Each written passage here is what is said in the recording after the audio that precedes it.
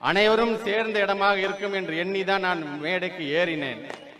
ஏறிய பிறகுதான் பார்த்தேன், இங்கே நம்முடைய அன்பு சகோதரர் திருவள்ளுவன் அவர்கள் ஒண்டி வீரன்களையும் பொல்லான்களையும் குயிலிகளையும் இங்கே அமர வைத்திருக்கிறார். வரலாறு தெரிந்தவன் என்பதற்காக சொல்கிறேன், இனி நீங்கள் எந்த தியாகமும் செய்ய வேண்டாம். அதை எங்களுடைய தோள் மீது உங்களை ஏற்றி அந்த தியாகத்தை செய்வதற்கு நாங்கள் காத்து கொண்டிருப்போம் என்பதை உறுதிப்படுத்துகின்ற மாநாடாக இந்த மாநாடை நாங்கள் பார்த்து கொண்டிருக்கின்றோம். பொதுவா காட்டுல புலி இருந்துச்சுன்னா தன்னுடைய இறை கிடைக்கிற வரைக்கும் உரிமிக்கிட்டே இருக்கும். இறை கிடைச்சிருச்சுன்னா அதை அடைந்து விட்டது என்று சொன்னால் அதுக்கப்புறம் கொஞ்சம் அமைதியா இருக்கும். ஆனா இங்க இருக்கிற புலிகள் உரிமை கொண்டே இருந்து கொண்டிருக்கின்றன.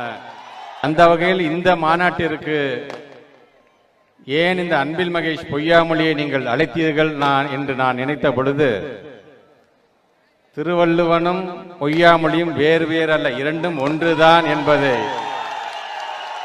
நிரூபிக்கின்ற விதமாக இன்றைக்கு இந்த மாநாடு மிக எழுச்சியோடு நடைபெற்றுக் கொண்டிருக்கின்றது. உங்களை எல்லாம் பார்க்கும் பொழுது அவ்வளவு மகிழ்ச்சியும் அவ்வளவு பெருமைத்தோடு இங்கே நான் நின்று கொண்டிருக்கின்றேன். இன்னும் ஒரு நண்பராக சொல்ல வேண்டும் என்று சொன்னால், உங்களை பார்க்கும் பொழுது இப்படிதான் பாட தோன்றுகின்றது.